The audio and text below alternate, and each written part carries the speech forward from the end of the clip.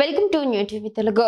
AP ముఖ్యమంత్రి చంద్రబాబు జనాభా నియంత్రణ ఎత్తివేత, ఎక్కువ మంది పిల్లలను కనడంపై అసెంబ్లీలో చేసిన ప్రకటన పట్ల ఏపీ కాంగ్రెస్ అధ్యక్షురాలు వైఎస్ షర్మిల వ్యంగ్యంగా స్పందించారు.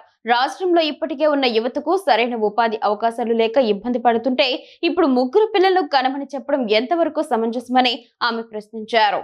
చంద్రబాబు పాపులేషన్ పాలసీ హాస్యాస్పదం. ఉన్న బిడ్డలకే దిక్కులేదు. ఇప్పుడు ముగ్గురు పిల్లలను కనాలా? మీరిచ్చే బోడి 25,000 కోసం మూడో బిడ్డను కనమంటారా?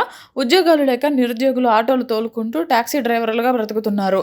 రాష్ట్రంలో మీరిచ్చిన హామీలు అమలు కాలేదు. మీరు జగన్ గారు కలిసి రాష్ట్రాన్ని 12 లక్షల కోట్ల అప్పులు కుప్ప చేశారు. సంక్షేమ పథకాలకు నిధులు లేవు.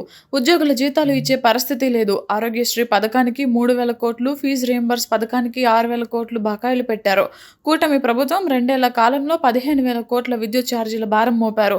మాఫియాలు చేసుకుంటూ రాష్ట్రాన్ని దోచుకుంటూ బిడ్డలను కనమని చెబితే ఎలా చంద్రబాబు గారు అంటూ షర్మిల ధ్వజమెత్తారు.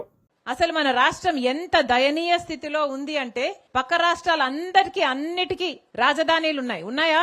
బెంగళూరు, చెన్నై, ముంబై అన్నిటికీ అన్నీ ఉన్నాయి. కానీ మనకేముంది?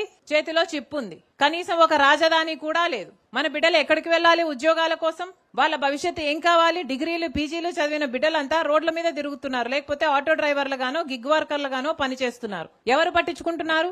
బిడ్డలకు భరోసా లేదు. పైగా చంద్రబాబు గారు అంటారు ఇప్పుడు 2 బిడ్డలు సరిపోరట, ముగ్గురిని, నలుగురిని, 5గురిని కనాలట. ఉన్న బిడ్డలకే దిక్కులేదు. 2కి, 3కి, 4గురిని కడాలట. అట్లా కన్న వాళ్ళకి ఈయన 25,000 రూపాయలు ఇస్తాడట. ఈయన ఇచ్చే బోర్డు 25,000 రూపాయల కోసం మీరు బిడ్డల్ని కనాలట. ఇప్పటికే ఆరోగ్యశ్రీకి చంద్రబాబు గారు 3,000 కోట్ల రూపాయలు బకాయిలు పెట్టారు. ఫీజు రీయింబర్స్మెంట్ కు 6,000 కోట్ల రూపాయలు బకాయిలు పెట్టారు. ఇప్పటికే కరెంటు ఛార్జీలు చంద్రబాబు గారు ముఖ్యమంత్రి అయిన తర్వాత ఈ 2 ఏళ్లలో మీ మీద 15,000 కోట్ల రూపాయలు వేశాడు. ఇదంతా సరిపోలేదు. ఇప్పుడు ఈ బిడ్డలు సరిపోరట, మళ్ళీ బిడ్డలను కనాలట. మీకు దానికి 25,000 ఇస్తారట. ఒకసారి ఆలోచన చేసుకోండి. పాలకులు ఎలా ఉన్నారో ఆలోచన చేసుకోండి.